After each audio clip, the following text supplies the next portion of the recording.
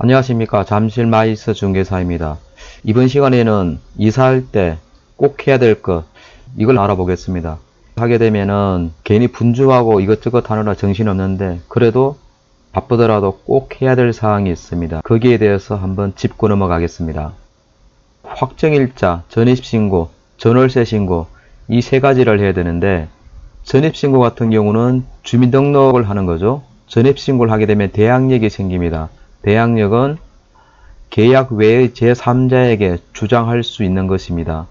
주택의 인도와 주민등록을 마친 다음 날에 효력이 발생한다고 주택임대차보호법 3조 1항에 명시하고 있습니다.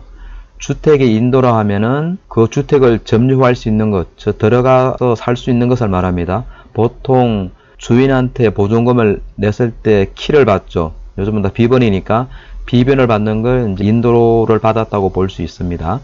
그 다음 확정일자는 우선 변제권이 있는데, 우선 변제권은 위의 대항력과 확정일자가 있을 경우에 혹시나 이 임대한 물건이 경매 등이 발생할 경우 후순위 권리보다 우선권이 발생합니다. 이것은 주택임대차보호법 3조의 2항에서 밝히고 있습니다. 그리고 전월세 신고 같은 경우는 최근에 들어온 것인데, 이거는 임대인과 임차인이 공동 의무인데 이걸 하지 않을 경우에는 과태료 부과 대상입니다. 아직은 1년 유예 기간이 있는데 어차피 할 거면은 세입자가 확정일자 전입신고 할 거니까 이때 같이 해주면 됩니다. 현실에서도 통상 임차인이 하고 있습니다.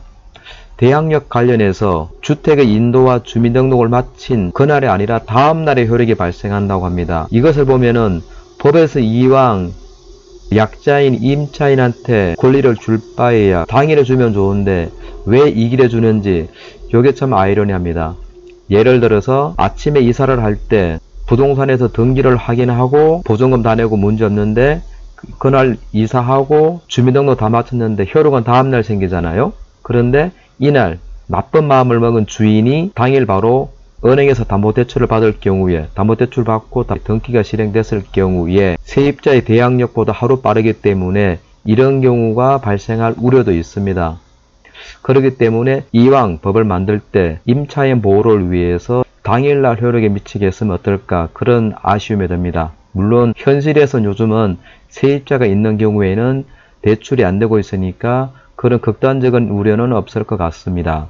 아무튼 세 가지, 확정일자, 전입신고, 전월세 신고는 꼭 해야 됩니다. 그 다음에 법 외에서 이사를 할 때 체크할 게 사다리차 가능 여부를 꼭 확인해야 됩니다. 특히 빌라 같은 경우요. 지금 이 화면에 나오는 이런 빌라 같은 경우에는, 도로변 같은 경우에는 사다리차를 이용해서 이사를 할 수 있지만은 이 같은 건물이라도 도로변 반대쪽 같은 경우 있습니다. 그런 경우에는 사다리차 설치가 불가능하기 때문에 사다리차를 이용할 수가 없습니다. 그래서 일부 사례에서 보면은 사다리차 예약을 했다가도 실제로 사다리차를 어떻게 설치할지 못해가지고 사다리차 비용만 날리는 그런 경우도 왕왕 많습니다. 그러니 이사하기 전에 꼭 체크하면 좋을 것 같습니다. 그리고 공과금 체크, 이거는 앞전 세입자가 부담할 부분인데 이 부분 같은 경우도 연체가 됐을 경우에는 많이 될 수 있고, 또한 그러면은